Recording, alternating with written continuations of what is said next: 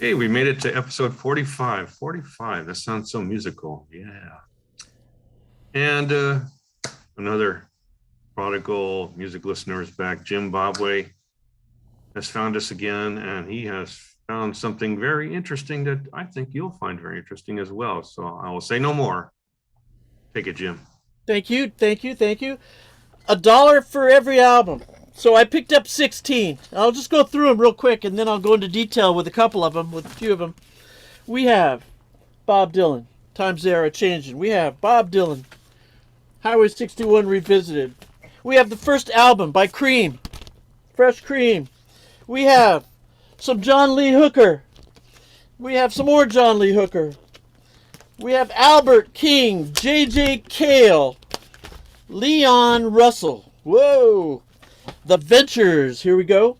We have B.B. King. We have the Butterfield Blues Band. We have... Oh, hang on a second.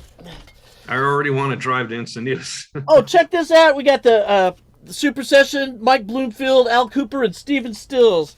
And the Instrumental Surf Band, the Challengers.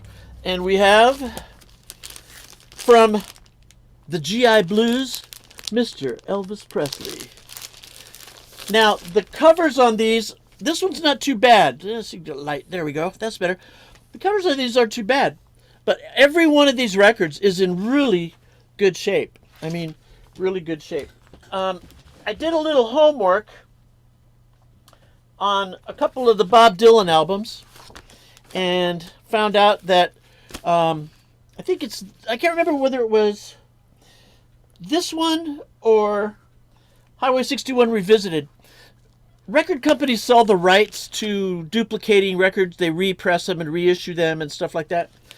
One of these has 237 different variations. I don't remember which one it is. Okay? Now, Highway 61, no, excuse me, The Times They Are Changing is really interesting to me because on the back of the jacket, I don't know if you can see this. Let's go like that. Okay, see those words right there? Yeah. Those are not on any of the songs on the album. It's called 11 Outlined Epitaphs. And these are poems that were included on the back of the album, but wait, there's more. On the, 99 times out of 100, this would be missing. This is included with the slipcover. You see up here, this is page 2, and this right here is page 3. And there are 11 poems that have, subsequently, after he released this album, they've been published as a little hardback book that's probably collectible. I haven't read all these yet because I was spending more time listening to the music. Okay.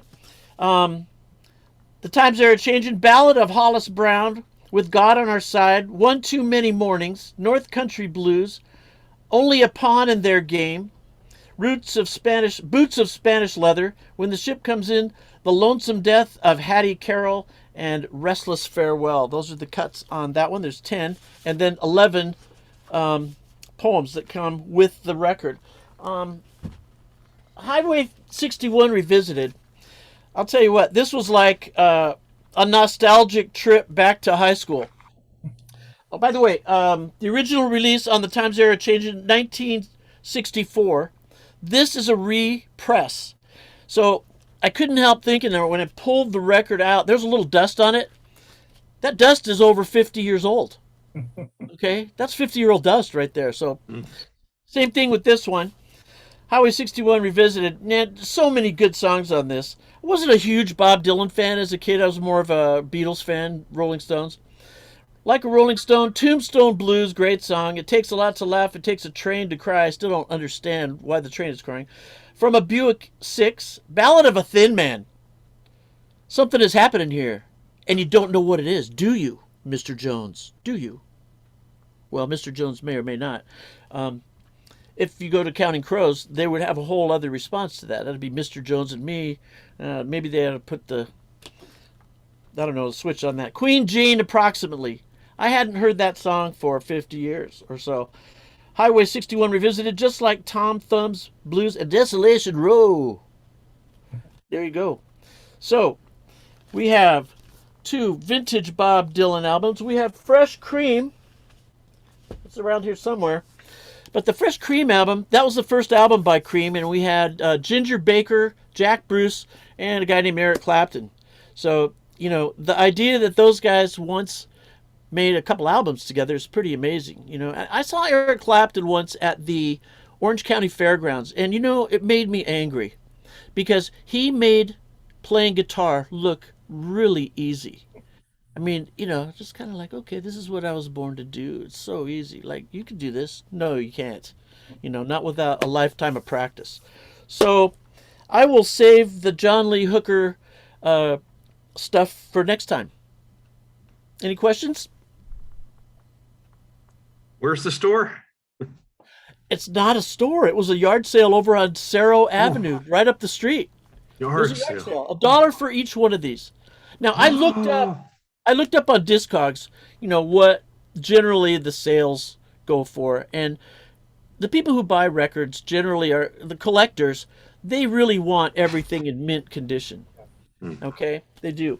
One of the John Lee Hooker albums, Burnin', it is a reissue. Okay? There was one for sale at $175. Wow. Yep. There's your trip to McDonald's or Jack in the Box. You can go two places at the same time. $1.08 taco. Get your phone. Look for yard sales. Yeah. I remember I was trying to find a Rick Wakeman record. I was trying to find where it might be, and there was a yard sale not more than a mile from my house.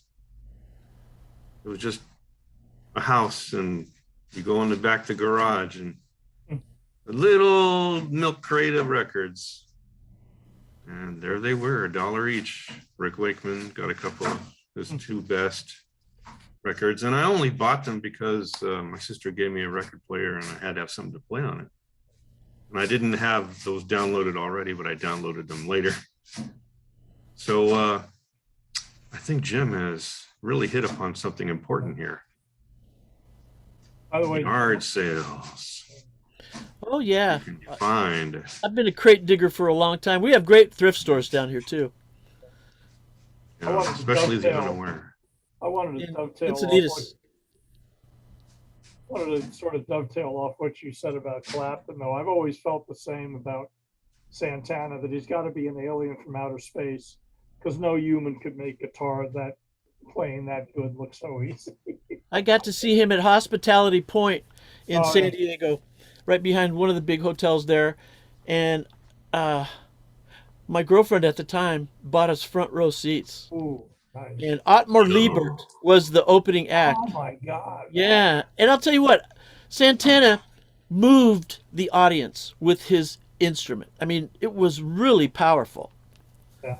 Unbelievable. Otmar is fun, though. Oh, yeah. He played barefoot, too. He was out there on stage with no shoes.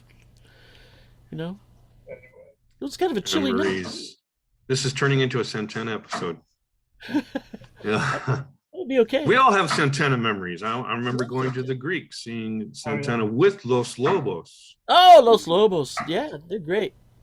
And good band. The Hollywood Bowl with Calexico, I think was the name of the band. Nice. Good band. They were a good band. Yeah. But this is not a Santana episode. Not yet. I want to underline and end this episode by saying, yard sales. Yard sales. Thank you, Jim. Thank you.